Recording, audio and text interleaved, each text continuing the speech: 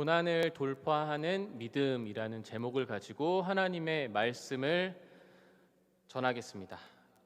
여기 있는 모든 성도님들께서는 고난 당하는 것을 좋아하는 분은 아무도 없을 것입니다.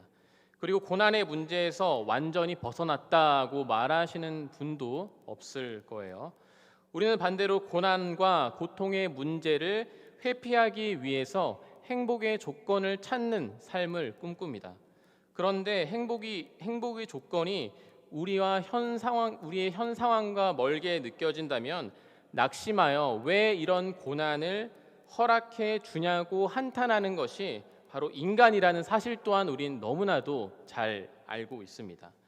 성경의 이야기는 이런 인간성에 대해서 너무나도 잘 제시해주고 있죠. 풍요로움이 가져다주는 행복은 무시 못할 정도로 신앙을 위협하는 모습들을 보게 됩니다. 마치 애굽을 떠난 이스라엘 백성들이 고기 반찬을 먹고 싶다 하면서 모세를 원망하듯이 말이죠. 또한 이 세계화 시대가 찾아오면서 자본을 축적한 강대국이 가진 어떤 이상주의는 전 세계의 행복의 조건을 자본으로 맞추는 결과를 초래하게 되었습니다.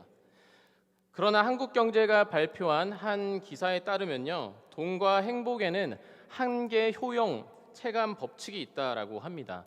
한계 효용 체감의 법칙은 돈을 쓰고 소비할 때 추가로 얻게 되는 만족감이 점차 줄어드는 것을 뜻합니다. 가령 월 소득 100만 원인 사람이 100만 원을 더 벌게 된다면 만족감이 굉장히 클 테지만 월 소득이 1억인 사람이 추가로 주어지는 100만 원에는 큰 의미가 없다라는 거죠.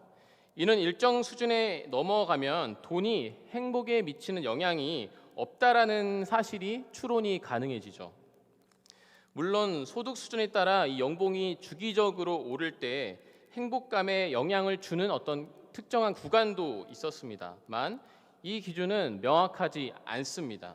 가령 정신병을 앓거나 가족과 친지를 잃었을 때 생기는 우울감 등은 돈으로 해결할 수 없는 크나큰 아픔이기 때문이죠. 이를 보면 인간은 피해갈 수 없는 고난 가운데 살고 있다는 사실을 발견하게 됩니다. 세상이 말하는 돈의 행복을 이룬 사람들도 결국 자신의 목숨을 끊는 경우에는 삶에 대한 자신의 그 이유를 찾지 못했을 것이기 때문입니다. 이처럼 한정적인 행복의 조건인 돈도 고난과 죽음 앞에서는 무용지물입니다.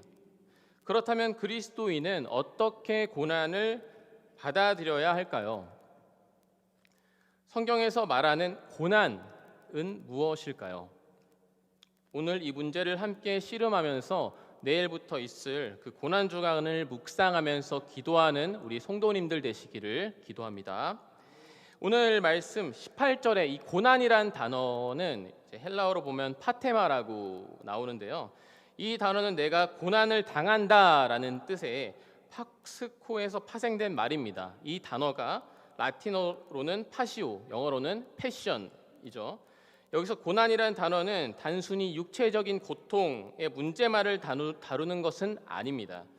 그리스도의 고난을 이야기할 때 가장 많이 등장하는 이 단어는 인간의 내적인 어떤 감정의 영역까지도 포함하는 단어예요. 이 단어의 실질적인 의미를 나타내는 어근은 파토스로 로마서 1장 26절에 부끄러운 욕심, 데살로니가 전서 4장 5절에 색욕이라는 단어, 이 파토스라는 단어가 이 라틴어 성경에서 아까 말씀드렸던 파시오, 정욕으로도 같이 번역이 되어 있어요. 그러니까 정리해서 말씀드리자면 성경이 말하는 이 고난이란 단순한 고통의 문제, 물리적인 고통의 문제만 이야기하지 않고 우리 삶에 겪게 되는 우리 안의 영적 전투를 이야기하는 것이기도 하다는 거죠. 여러분들도 많이 보셨을 영화 패션 오브 크라이시스트도 이 패션이란 단어가 바로 이런 고난을 이야기하고 있습니다. 왜 이런 고난이 일어나는 것인지를 우리는 피조물이란 단어를 통해서 한번 우리가 생각해 볼 수 있습니다. 이걸 추적하는 것부터가 고난이란 단어를 묵상하는 데 굉장히 주요한 포인트예요. 피조물이라는 단어는 이 창조하다라는 단어 단어인 크티조에서 파생된 단어입니다. 이것은 하나님께서 생기를 불어 넣은 모든 생명을 뜻하는 단어로 쓰이기도 하지만 오늘 말씀 맥락에서 보면 이건 우리 인간을 뜻하죠. 고난의 원인을 제공했던 태초의 인간이 있었습니다. 하나님을 불순종한 아담과 하와죠. 하나님께서 그토록 에덴의 중앙에 있었던 선악과를 먹지 말라고 신신당부를 하셨는데 이들은 하나님처럼 될 수 있다는 뱀의 꼬임에 넘어가고 말았습니다. 여기서 중요한 건 사과를 먹는 행위가 아닙니다. 내가 하나님처럼 되고 싶다는 욕망, 그 자체가 바로 죄로 연결된다라는 거죠. 내가 어디서든 주인공으로 중앙에 서고 싶은 것, 혹은 얼마든지 중앙이나 높은 곳에 올라가 권력으로 상대방을 짓누르고 싶은 그런 모진 마음들이 우리의 행위로 이끌어지는 것입니다. 그러한 유혹을 고난과도 연결하고 있죠. 그걸 오늘 11절 말씀에 보니까 뭐라고 하고 있습니까? 썩어짐에 종노릇 한다고 말하는 거예요. 이것은 세상의 법칙에 휘둘리는 것을 이야기하는 것입니다. 만약 우리 마음에 있는 욕망을 끄집어내서 볼 수 있다면 어떨까요? 돈과 권력, 명예, 정욕, 소유욕 등등을요. 부패하고 악취가 날 것입니다. 성경은 모든 인간은 거기에 종노릇하고 있다라고 이야기를 합니다. 그게 바로 죄예요. 하나님이 되기 위해서 수단과 방법을 가리지 않는 것, 심지어 그 부패한 음식을 다른 사람에게 먹어보라고 종용까지 하는 그 인간의 모습들, 너도 이것만 하면은 하나님처럼 될 수 있어, 한번 먹어봐, 그리고 하나님으로 살아. 우리 욕망은 그렇습니다. 인간은 스스로가 이 욕망을 제어할 수 있는 힘을 완전히 없어져 버렸어요. 그걸 인정하는 것부터가 바로 우리의 신앙의 시작인 거죠. 이것은 결국 믿음과 싸우는 죄성, 바울이 말하고 있는 이 사망의 몸인 거죠. 그래서 고난의 필연성을 깨닫는 것뿐만 아니라 주님께 붙어 있어야만 하는 그런 제약된 인간을 주님께서 우리에게 똑똑하게 보게 하시는 것이죠. 그러므로 하나님을 믿는다는 것은 굴복당하는 것이지 단순히 우리가 지옥은 가기 싫고 천국 가고 싶으니까 나의 유익을 위해 항복 선언을 하는 것이 아닙니다. 내가 살아있으면 죄가 보이지 않고 나의 욕망에 굴복되어 버립니다. 피조물의 욕망을 제거하는 엄청난 파괴력을 가진 하나님의 힘이 우리를 굴복시켜야만 하는 거예요. 그것에 압도당할 때 우리는 비로소 고백을 하게 되는 거죠. 나는 주님밖에 없습니다. 나의 유일한 소망이 주님이십니다. 라고 굴복당하는 거예요. 사실 이것 자체가 우리에게 엄청난 고난이죠. 내가 내 자신이 얼마나 더러운지를 아는 것만큼이나 거대한 고난이 있을까요? 예를 들어 우연히 내 몸을 봤는데 피부에 이상한 병균들이 있다고 상상을 해보면요, 당장 병원에 가지 않고 못 견디겠죠. 인간의 죄를 면밀히 검토하지 않는 사람이 하나님을 믿을 수 있다? 그것은 거짓말이고 위선입니다. 비록 우리의 삶은 탄식과 고통으로 얼룩져 있지만 주님은 우리와 함께 하시고 죄란 병에서 벗어날 수 있는 백신을 허락해 주시는 거예요. 23절에는 구원의 완성을 뜻하는 몸의 속량을 이야기하고 있습니다. 이것은 무엇을 의미합니까? 속량은 포로나 노예를 대가를 주고 자유롭게 하는 것을 이야기합니다. 해방을 이야기하는 거죠. 그건 곧 인간을 새롭게 한다는 의미에서 주님과의 어떤 관계를 재설정한다는 것을 의미합니다. 성경은 그걸 소망, 구원이라고 말합니다. 여기서 구원을 떠올릴 때 동시에 우리는 영원한 생명, 영생, 하나님의 나라인 천국을 떠올리게 되죠. 그렇다면 여기서 솔직히 우리가 생각하는 구원에 대해서 한번 점검해 볼 필요가 있습니다. 우리는 왜 구원을 받고 천국에 가고 싶은 것이죠? 거기에는 환난과 재난, 전쟁과 기근, 핍박이 없어서 그런 것일까요? 아니면 감히 상상할 수 없는 아름다운 자연 풍경과 보석으로 치장된 장소가 있기 때문이다 라고 생각한다면 우린 놓치고 있는 것입니다. 천국은 단순히 장소적인 개념뿐만은 아니에요. 바로 관계예요. 관계. 저는 자녀가 없어서 잘 모르지만 많은 분들이 하나같이 비슷한 고백을 하는 것을 봐요. 빨리 집에 가서 아기가 보고 싶다라는 말을 하잖아요. 예를 들어서 하루에 직장 생활이 힘들고 상사에게 하루 종일 시달리고 모처럼 되던 일도 안 될 때 집에 돌아가서 아내와 아이를 볼 생각을 하면 어떤가요? 기분이 좋아지지 않습니까? 왜 그럴까요? 그게 바로 예수님의 마음이 아니셨을까요? 내가 사랑하는 자녀를 위한 일이라면 엄청난 고난을 감당하더라도 나아가는 것, 사랑하는 자녀들과 영원한 관계를 맺기 위해 주님은 우리와 동일하게 탄식과 고통으로 신음하시면서 이 땅에 고난을 당하셨습니다. 예수님과 죽고 부활의 몸으로 영원한 관계가 이미 시작된 것을 믿는 것을 그것을 바로 구원이라 그래요. 하나님과의 관계가 있는 소망이 있는 그 영원한 나라 하나님의 나라로 갈 수 있다는 믿음이 있기 때문에 그렇죠. 다음으로 오늘 말씀의 핵심 키워드인 영광이란 단어를 한번 살펴보고자 합니다. 먼저 이 영광이란 단어가 가진 속성이 무엇인지를 살펴보는 게 중요해요. 영광은 어떤 의미를 갖고 있죠? 단순히 광채, 빛남으로도 설명할 수 있지만요. 누가복음 9장 31절에서 32절에서 보면은 영광을 보면은 기존의 그 영광의 이미지보다 더 나아가는 것을 우리가 살펴볼 수 있어요. 이제 31절에 보시면 엘리야와 모세가 예루살렘에서 죽으실 예수님에 대해서 이야기를 하는데요. 여기서 그들과 함께 있는 그 예수님을 보고 베드로와 제자는 그 영광스러운 모습을 봤다고 하면서 뜬금없이 베드로가 이런 이야기를 합니다. 선생님, 우리가 여기 있는 것이 좋겠습니다. 저희들이 천막 셋을 세우겠습니다.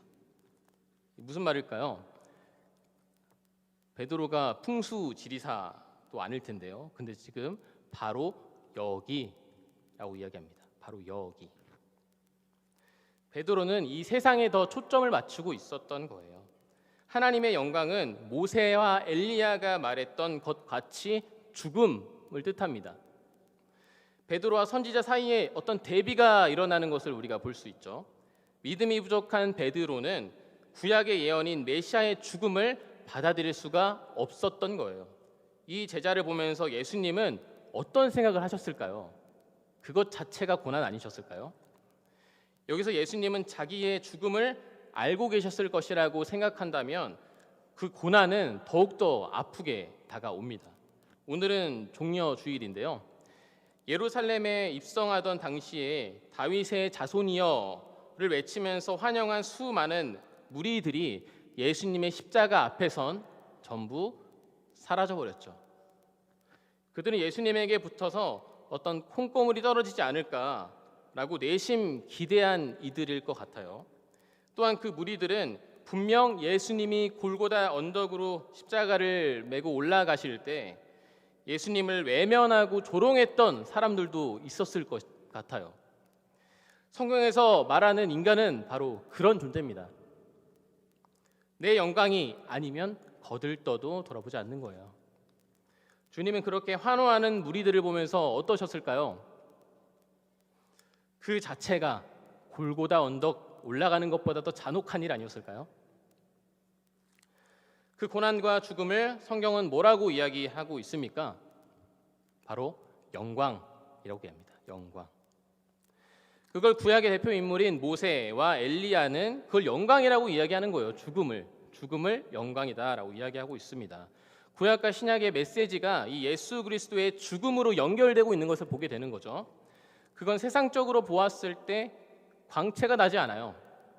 그러나 그 희생이 얼마나 영광스러운 일인지를 하나님의 사람들은 봅니다. 그 희생은 오직 믿음으로밖에 할 수 없는 것이에요. 어떤 어리석은 인간이 믿음 없이 이러한 죽음을 자처할 수 있겠어요. 그래서 믿음에 구원이 있다, 소망이 있다라고 이야기하는 거예요. 그래서 바울이 오늘 24절에서 명확하게 말하잖아요. 보이는 소망이 아니니 보는 것을 누가 바라리오라고 이야기하고 있습니다. 믿음 없는 베드로와 같은 우리는 바로 여기 있는 신앙으로 나아갈 때가 너무나도 많은 것 같아요. 그건 예수님과 가장 가까이 있었던 제자들도 몰랐던 거죠. 바로 여기만을 쳐다보았던 인간이 할 수 있는 건 그만큼 보여야만 움직이는 거예요. 저는 삶이라는 게 한편으로는 고난이지만 여행 같다라는 생각을 하기도 합니다. 여러분들 중에 여행을 좋아하는 분들이 있다면 뭐 패키지 여행도 있겠지만 한번 자유여행도 떠나보라는 이야기를 하고 싶어요. 네, 상상으로도 좋고요. 믿음의 여정하고 비슷한 것이라는 생각이 들거든요. 우리가 여행을 떠날 때 계획을 짜고 짐가방을 쌀 때 처음에는 설렘 마음을 갖고 있습니다. 그런데 한편으로는 여행을 떠나기 시작하면은 막상 그 계획대로 안 되는 것도 많고 어려움도 많거든요.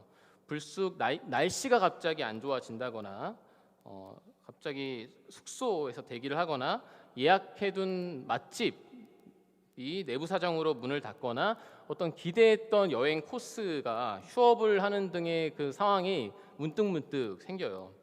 그 길을 찾는 여정은 어떻게 보면 험난하고 나의 마음에 들지도 않고 어서 빨리 집으로 돌아가고 싶은 마음이 굴뚝 같기도 하죠. 하지만 그 과정에서 마주하는 것은 그 많은 풍경들이 있어요.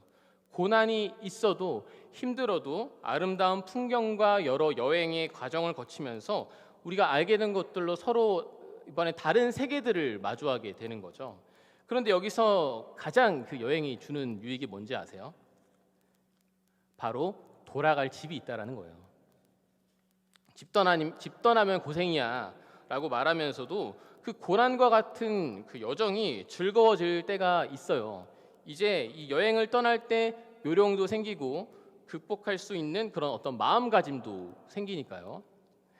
우리가 돌아갈 본향인 천국이 있다라고 생각하면은 계속되는 그 고난도 견뎌낼 수 있는 게 아닌가라는 생각을 하게 됩니다.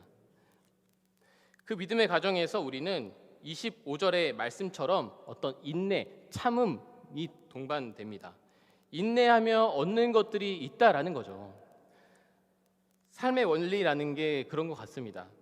아무도 가지 않는 그 길에 더 높은 가치가 매겨지고 아무도 관계 맺지 않으려는 사람들에게 먼저 다가가 그 관계를 맺으면 다음에 더 많은 관계를 맺을 수 있는 어떤 폭도 넓어지죠.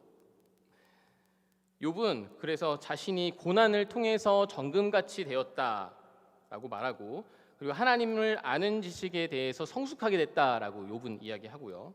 히브리서 기자는 고난에서 순종을 배웠다라고 이야기하고 베드로는 고난에 참여하는 것을 즐거워하라고 말합니다.